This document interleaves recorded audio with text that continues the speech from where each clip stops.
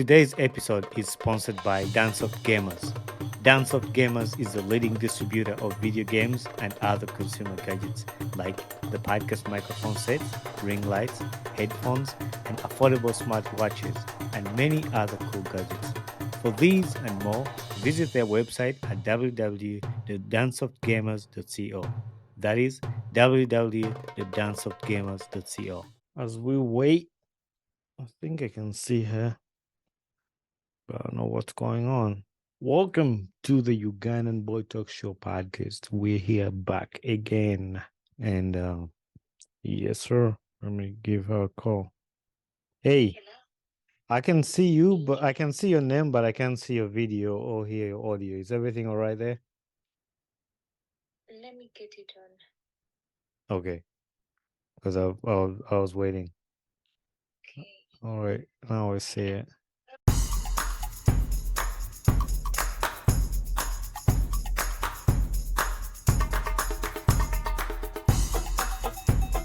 Mujevale, Mujevale, Mujevale. My name is Bani Kibuka, and welcome to another episode of the Ugandan Boy Talk Show. Oli bulungi? Ndi bulungi. Yeah, I know connections are usually a struggle when I try to host people on the podcast, and yeah, we have to deal with that. Unfortunately, that's how my podcast works. If I ever want to host somebody from a different country, somebody from a different place, it's gonna have to work like that. But hopefully, our listeners will be able to hear you, and those who are watching on YouTube will bear with us because sometimes we have to just work around these things. And we had to reschedule this recording because I had some family things that happened over the weekend, which this recording was supposed to be recorded over the weekend. But I'm so excited to have Josephine Luzige on my podcast. Josephine, welcome to my podcast. Thank you, Bonnie. I'm happy to be here. So I was connected to you by another person named Luzige, Jocelyn. How do you know Jocelyn Luzige? Jocelyn is my baby. Okay. I hope she can hear that. Jocelyn, that was for her. All right. Yeah, she's my little sister, and I'm an elder sibling to 5, so I call them my babies because I've always been doing the deputy parent role. Okay.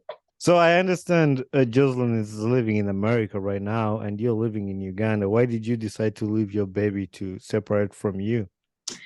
I think it's all about what it gets back to desire. Okay. You know, it's an issue of mind over matter, like what matters. I think we've always been different, although we are cut the same tree. Jocelyn is she's artistic. She's talented. She likes to work with her hands. She's good at designing. She's good in the kitchen. She's always been she's not the kind of person that you put in a room. She wants to have it all. She wants to be her own woman. Yeah, that is true. And I've followed her on Instagram, and everybody who is listening to the podcast who follows her, you can tell like she doesn't like settle in, like she does a lot of different things, and she likes to try out different things, and through her. And I've actually hosted her on the podcast twice. I don't know if you've listened to the conversation or her episodes on the podcast when I hosted her. I've had her here twice, and she always has good things to talk about, and she recommended you to be on a podcast. So I'm excited to have the family in the podcast. Maybe now after you, then I saw you guys have a brother too. Yeah, sure. And he's yes. I was following, I think, on Jocelyn's social media that he was contesting for some leadership in his school. Absolutely. Okay. So yeah, your family is really I would say talented, and they're into doing things, like achieving things. So I'm excited to have you on the podcast and have a chat with you today. first we started with just a person who recommended you, who connected you to me to be on the podcast. But you personally, where were you born? Um, I could use a couple of words to introduce myself, but I was born down here in Kampala. I am 311 Ugandan. What does that mean? 311 Ugandan. Like born and bred Okay. right here down in. Njagala otutwala mpola mpola tutuvuga speed. All right. So I was born down here in Kampala a few years back Okay. to two beautiful parents to whom I owe much. There is a couple of words that I would use to introduce myself, but I am a lover of making things happen. I think I'm an elder sibling to five. I'm the firstborn deputy parent. I have grown up in a household where I have been exposed to an unhealthy dosage of confidence.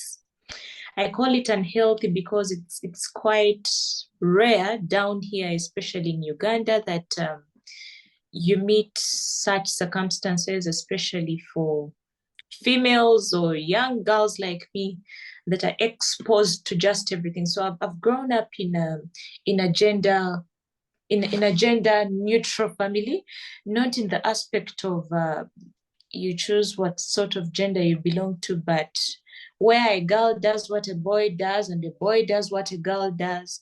I'm a hustler. Basically, that's me. That's a good introduction. And you touched on a few things that we're going to talk about later on when we're having our conversation. But I like how you introduced it. And I love some of the things when you say a hustler and a gender based family where a girl can do whatever the boy can do. And that's something I advocate for. Like, even girls, like, I don't even want to hear that word, like just doing what a boy can do. Like, we're all human beings.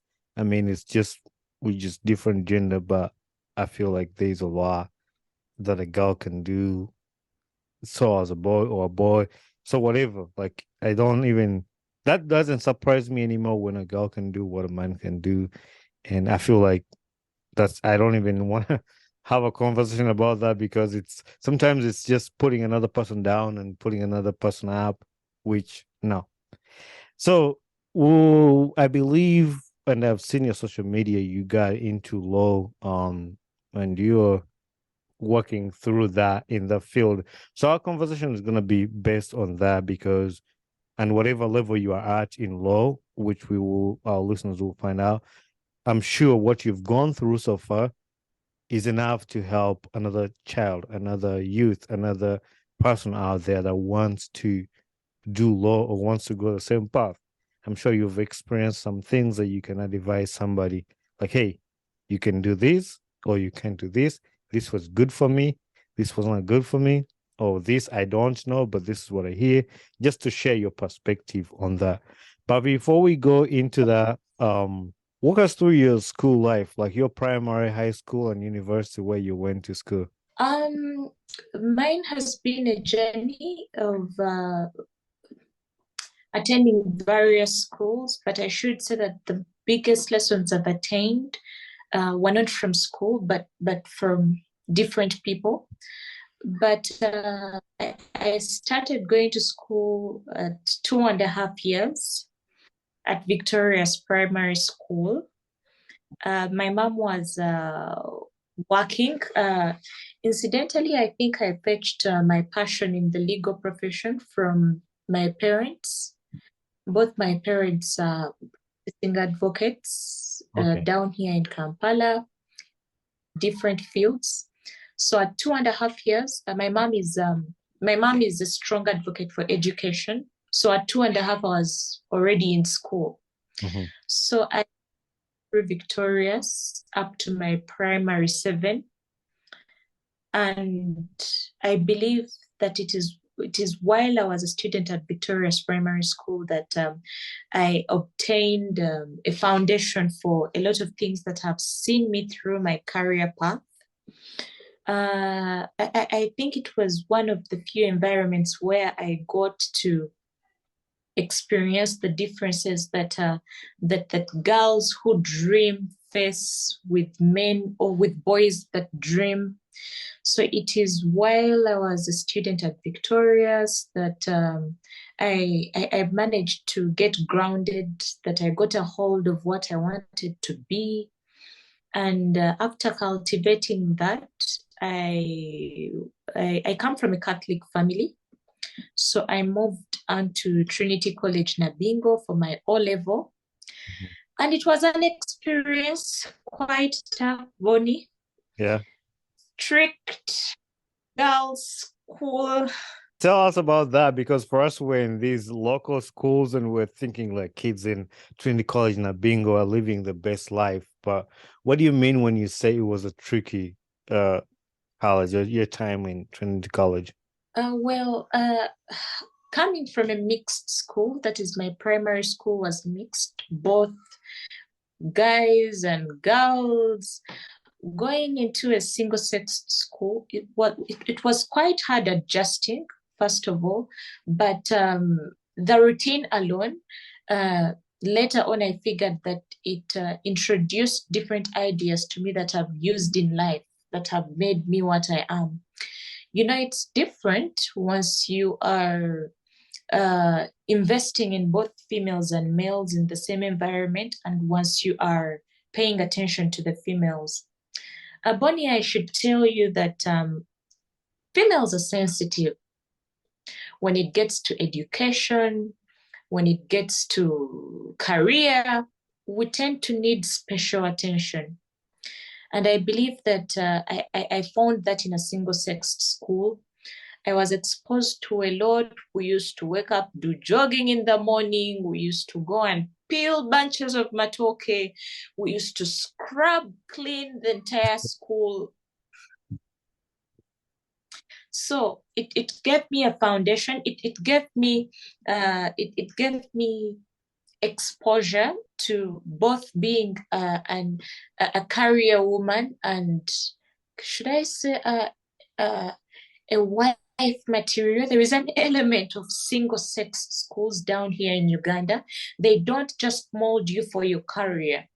They mold you to be a wholesome, I don't want to call it a full package, but they give you a little bit of everything. Okay. And they boost, yes. So single-sex schools, yeah. So after Trinity College, Nabingo, where did you go next after that? Then I went to King's College, Budo, for my A level, for my advanced level. And boy, oh boy, it was hard adjusting from a single-sex school to a mixed school. I was the last person to be admitted in my year when I joined King's College, Budo. That was second term. And, you know, Budo is high there and it's quite hard to be admitted, but I had good grades. So I gave it a try. I was like, well, what makes Budonians special? I wanted to find out. Yeah. And I moved to King's College, Budo, and I later met a man, a teacher, a mentor that changed my life. May his soul rest in peace, Mr. Patrick Bakamale. So I meet up with him and I'm with my mom and I've convinced her that, you know what, I need to find out what makes Budonians special. You know, I need to know. So I used to engage in a lot of debate. I have always been a debater, a celebrated one. So I moved to King's College with the report and they tell me that they are not admitting anymore, but I managed to convince him one-on-one. I sold to him my idea that I could represent the college in debate, that I played chess, and I remember him telling us that upon request, the entire staff room at King's College Budo said, no, we can't admit a new student in second term. But luckily, I was the exception, and I joined. Actually, there were no beds. The school was full. They weren't taking in any more people. So it was quite hard proving myself and earning my space in a mixed school.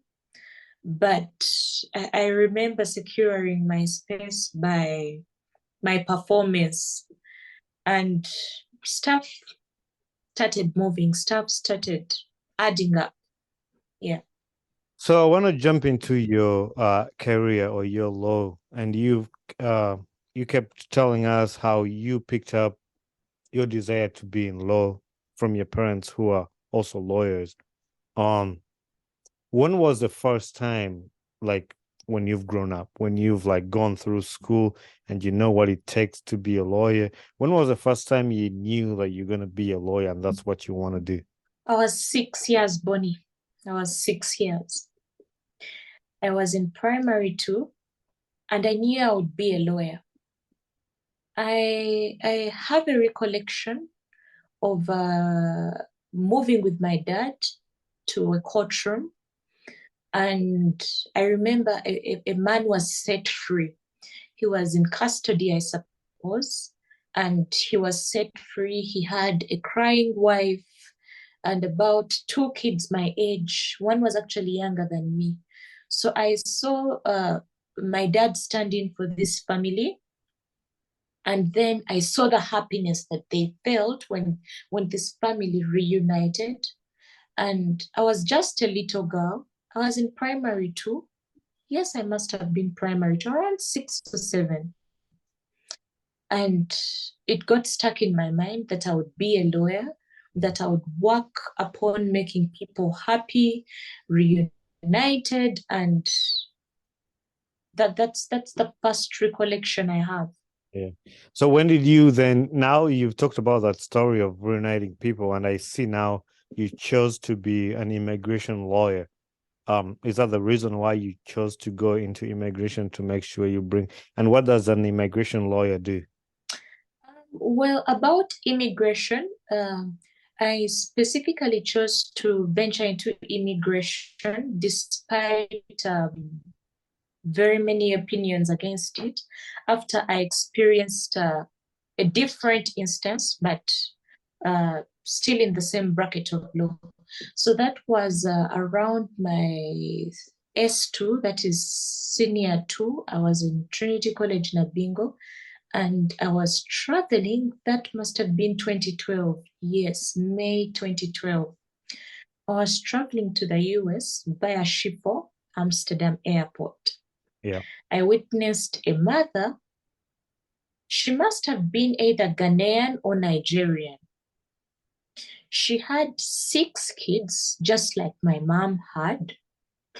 And she was trying to cross over into Amsterdam.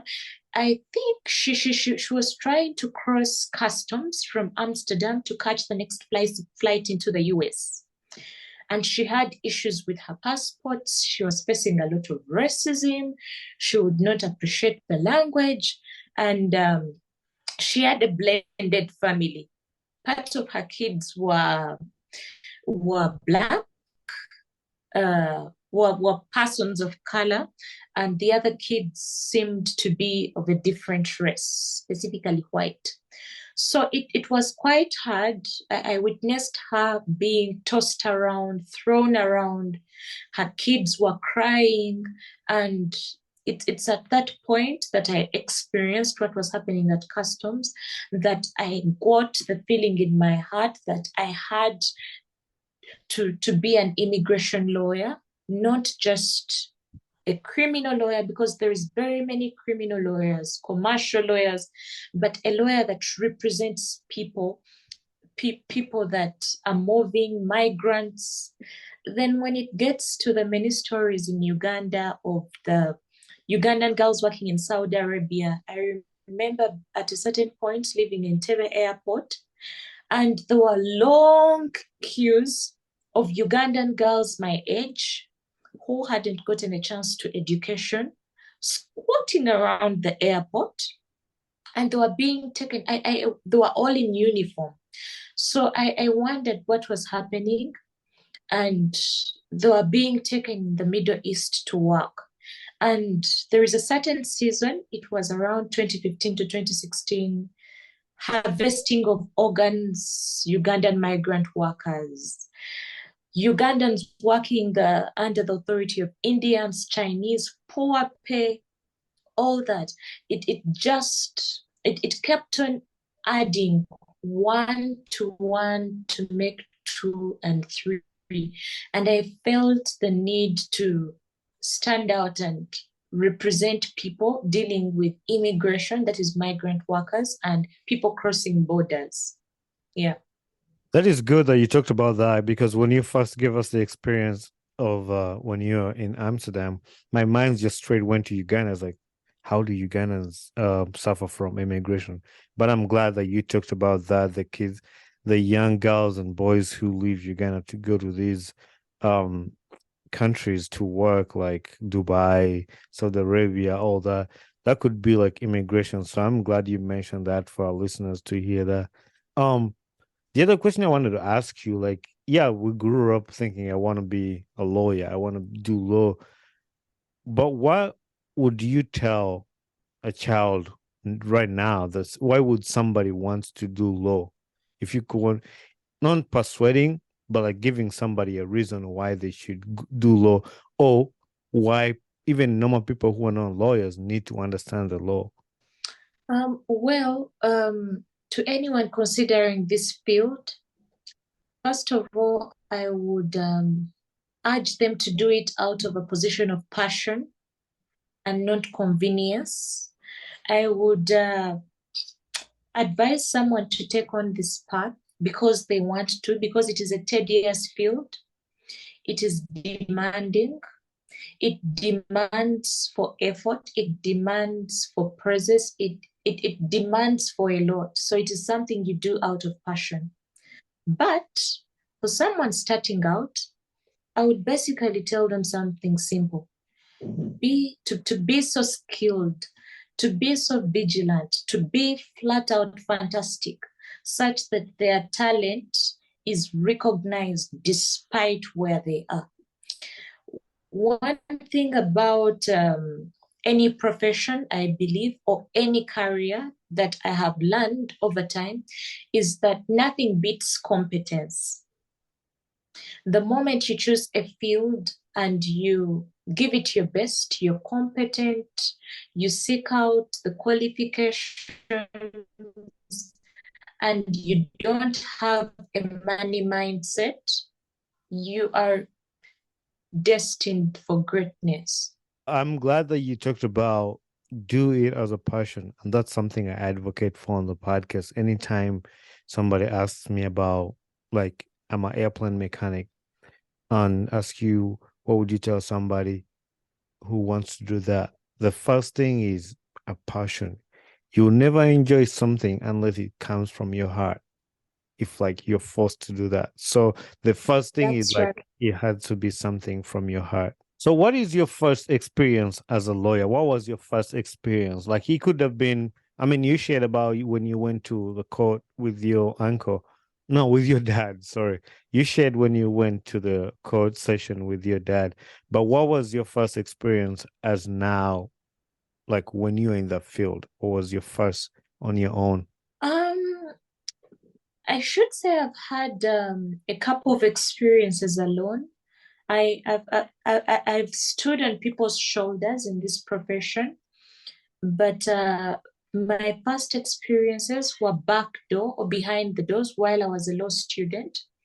I made it a point to, even before getting a practicing certificate, even before completing the law degree, I would always make it a point to hang around lawyers, hang around the law firm, see how business is done. So I remember my first experience. I was in third year. I was in third year law school. and there was a client that had to be handled in the absence of the managing partner. So I gave legal advice for the first time, and I wouldn't believe that someone was taking it from me, and they appreciated the service that I gave unto them. So it opened up a whole new perspective, a whole new world. So I've always believed that I have to hang around the people who have made it so that I can build my craft. You know, the legal profession is, I would say, there is getting the qualification, and then there is knowing how to utilize it in your favor. So my first experiences have involved a lot of, can I say, third wheeling, or being a right-hand man to practicing advocates. I always woke up early and moved with my dad, moved with different advocates just to watch them do what they do in court. I invested time in learning before earning, and I am still doing that every single day so that I can build my skills. So my first days basically were from a point of view, and I should say getting my shoes ready so that by the time the music is on and the floor is mine, I'm perfect. You can dance. I like that. I like that little illustration, like you said at the end of that. What is the most challenging thing? Like again, for the people who want to do law, like what's the most challenging thing about a law school experience like you went through that you want to tell somebody else who is listening? Um, well, I should be honest, Bonnie. I with law school, it's probably the assignments, it's probably the action-packed examinations that are a challenge. But like I always tell myself, that if you are a student, your existing duty is to study. So that should not be a challenge. You're supposed to do that to get what you want. But I have experienced challenges in this profession in the field. And I believe these are challenges that are unique to a young female lawyer. The challenges I've experienced in the open field, number one, it's not easy for a young lawyer down here in Kampala. Each year, I believe about 1,000 lawyers are released. We are quite a number. You being young in the same field, competing with people, household names, they're 50 years, they've been in the game for 20 years and above. It's not easy for a client to trust a young lawyer with their case. That is the first challenge. The second challenge for a female young lawyer, I don't know about the males, but it's that usually when you get clients, the clients want to prey on you.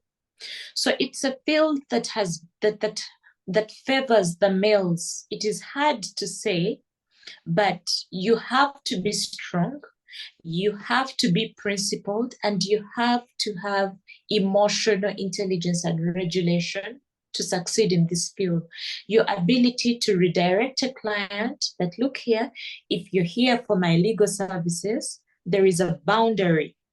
I'm going to give you the legal service, and you should not go beyond that. Male lawyers are trusted. Trust me, this is what happens in a law firm. When business comes in, usually senior counsel is in a meeting with you, and they pay him because he's experienced and because possibly it's his firm, it's their firm. But the moment the client walks out, the young lawyers do the drafting, do the research, run around the banks to pay court fees, run to URSB, run to the courtrooms to do the filing. So we actually have the skill, but not yet the trust from the public. Then when I get back to the female lawyers, The moment you earn the trust, male clients want to prey on you. And it gets tricky. I could give a personal example.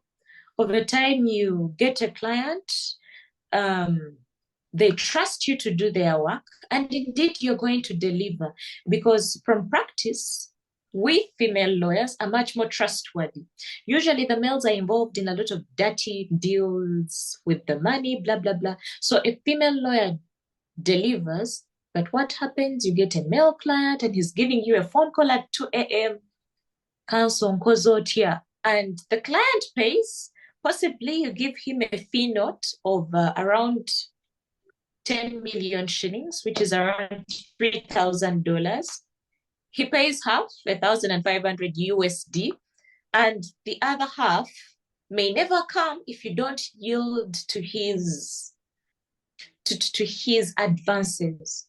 So I've had a couple of situations where I had to refund clients' money because the client wants you to offer legal services and emotional services in the wrong way.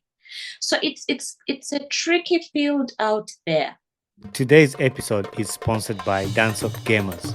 Dancesoft Gamers is the leading distributor of video games and other consumer gadgets like the podcast microphone sets, ring lights, headphones, and affordable smartwatches, and many other cool gadgets. For these and more, visit their website at www.dancesoftgamers.co.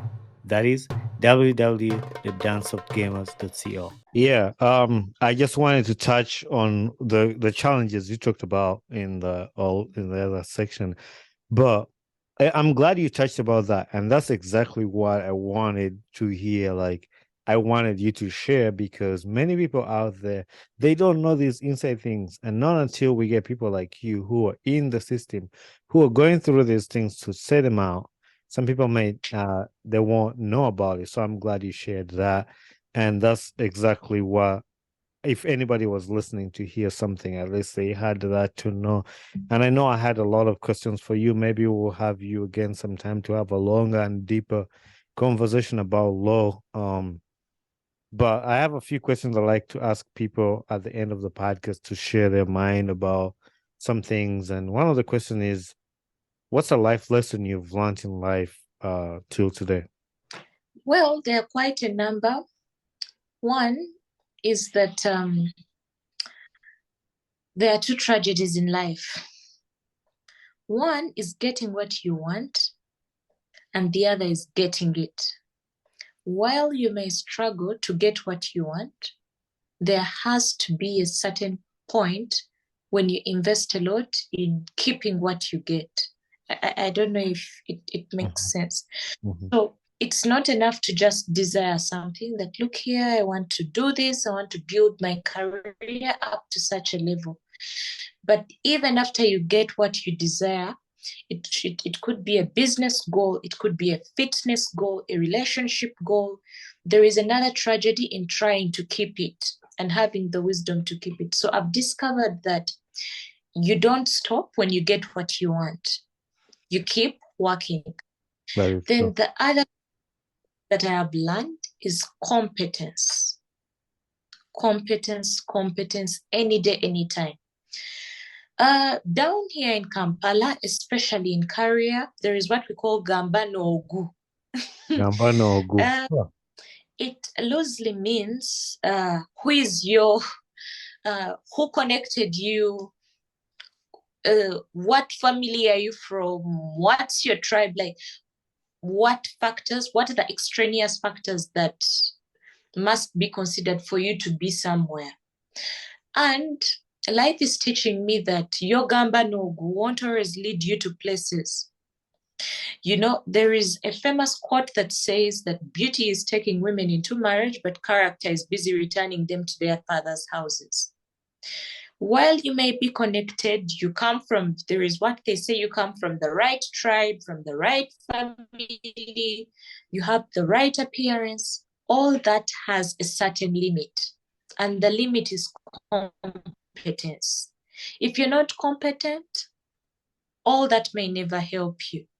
Then lately, especially in working spaces, and they don't teach this in school, I'm appreciating that your ability to deal with people, to thrive with people, is what helps you in life. There are certain points where it is not your legal knowledge, your knowledge on business, your experience that takes you through, but your ability to talk to the janitor, your ability to coexist with people, you know. My mom likes to say that we have 5 fingers and they are not equal. It slaps best when you mention it in Luganda. They usually say that zinengalo tezenkana. This one is quite short. This is the longest. This one is fat. Without the thumb or the pinky, you can't hold a pen, or you may not be able to dig. You may not be able to wash. So we need everybody in life. You know, your ability to deal with people despite their contribution, it helps. Yeah. It always helps, because as a lawyer, you meet a clerk. As a lawyer, you meet a police officer. So you have to know how to speak and to deal with people in their different capacities. Lastly, that everyone doesn't have to like you. Yeah. You know, people's perspectives come from different triggers. People is a vice that we usually face at your workplace, in your relationship, in your career. You know, everyone doesn't have to like you, and that doesn't mean that you don't coexist. But the moment you are comfortable in your own skin and with what you bring to the table, then that means you're confident enough to deliver. So those are the few lessons so far. Yeah. I like those, and I'm really thankful that you shared those. I usually ask one, but I'm sure every single one of those you've shared, it's going to be helpful to somebody. And if people have been listening, they will enjoy that. So once again, Josephine, you guys have the similar names. I almost called you Jocelyn. Once again, Josephine, I'm so happy and honored like we're able to record this and just sit down, pick your brains on the career you do, and I'm sure the words you've said today are gonna bless somebody out there who is listening. So I'm gonna for sure have you again here, because I like talking to you and I know you have a lot of good words to share with the people, and they'll be beneficial to them. So thank you very much for being here. Thank you so much, Bonnie. Thank you for what you do. I binge watch your show, I binge watch your podcasts, and they do a lot. Thank you for having me. I'll be glad to be here again for something even bigger and better. All right. See you soon, Josephine. Thank you. Okay, thank you, Bonnie. Hey there, this is Bonnie Kibuka, the host of the Ugandan Boy Talk Show. Thanks for watching and listening to my podcast. If you enjoyed this episode, make sure you share it with a friend and recommend somebody to this podcast. Don't forget to leave a feedback on this podcast, because that's how we grow.